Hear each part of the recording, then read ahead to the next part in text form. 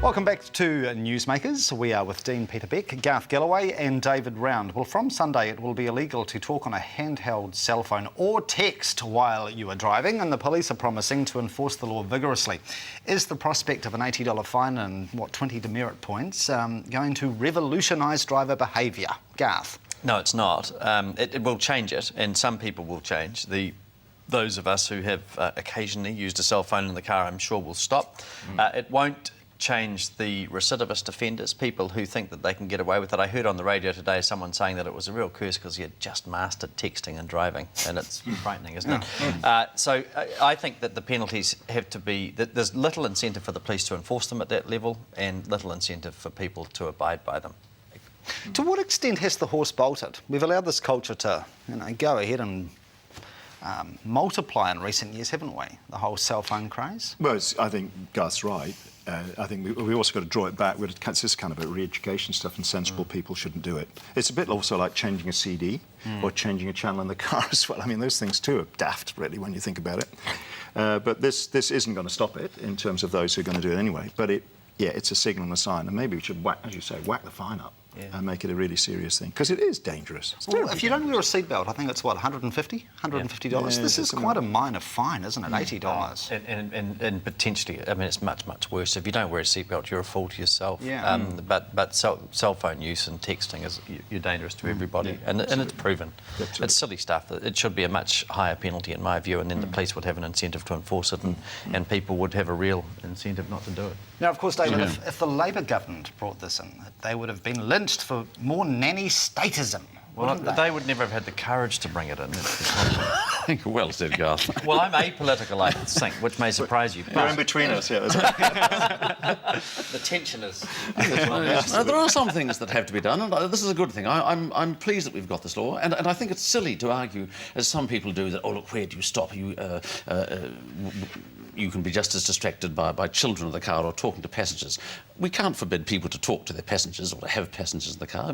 A law can only do what it can, and stopping cell phoning and texting in the car is something that can be done, and I agree with Garth that the penalty should be higher because it's just so dangerous.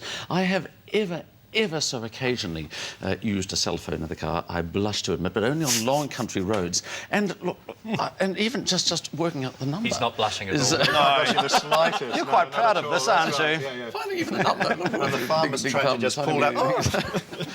No, but I'm never going to do it anymore. You won't? Ever. No, certainly not. I don't very seldom. Do you think that hands-free car kits are really a benign alternative? Because a lot of road safety campaigners reckon, that the distraction factor in the hands-free cell phone communication is still insidiously bad. Is it a matter of time? I've used one. I've had one of those, and you, of course, have to look down when you're tapping a number, and when you're answering it, you need to push the...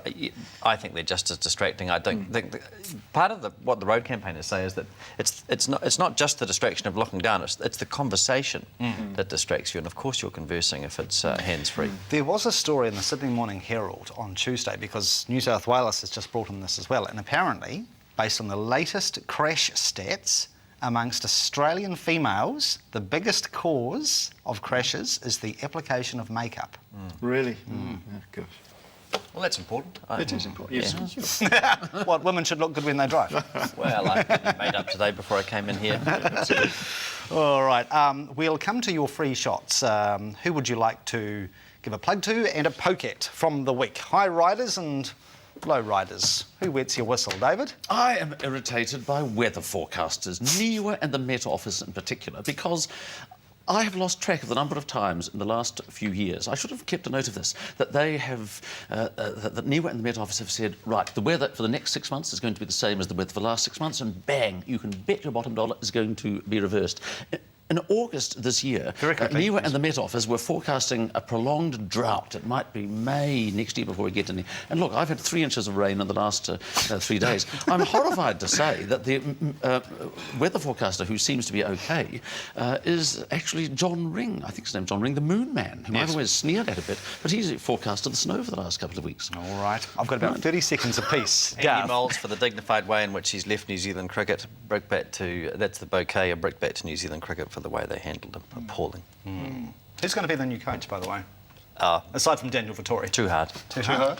Yeah, I mean, this fellow Ford from South Africa would be good. John Wright, I don't think, wants the job. It's just very hard. No, step back. Okay. Bad step back.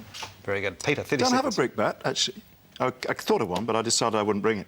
But I do have a bouquet, and I want to give that to the Pope, because he's offered to Anglicans who are anti-gay, who don't like women priests, or women bishops, come to that. And, you know, on balance, the more conservative element in our church, an opportunity to jump ship and go and join them. And, well, there you go. You're not heading to the Left Footers Club, are you? Me, personally? Yes. Could I do that? Some of my best friends are Catholics. A lot of good time, but it's actually a very difficult issue in some ways, and there's a lot of press stuff going on around the world about it. But on balance, I can't be, fine. Let them get on with it. Okay. Now, our pick of the week is a stunner, courtesy of National Geographic. If you have ever wondered if animals feel sorrow, this photograph puts to rest any doubts. This image was taken at Cameroon's Chimpanzee Rescue Centre and shows a dozen chimps gazing mournfully as the body of one of their own, 40-year-old Dorothy, is wheeled away by staff. She died of heart failure, apparently. But isn't that photo amazing? It's going to be published in next month's National Geographic magazine.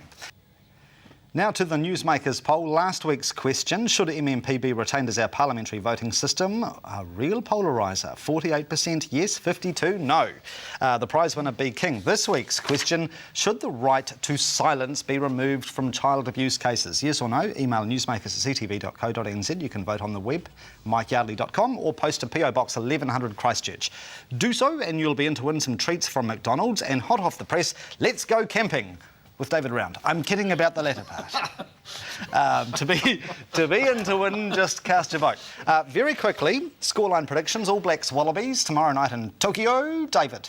Very close, very close. Wouldn't like to be that. Garth. I think a very comfortable win to the All Blacks. By what kind of margin? All 20 points or so. I think they'll thump points? them. Yeah, I got the same. About 29-10. That'll do? Okay. Close enough, I reckon. Will Robbie Deans... I'll say 30 to 10. 30 to 10. Okay. Yes or no? Do we win McDonald's? No, you don't. Will Robbie be the coach of the Wallabies in a year? Yes. Okay, Yes. there you go. Yes, Garth he said will. it here first, and so did Peter. And David's still camping. We'll see you next week. Have a great weekend. Go the All Blacks. Good night.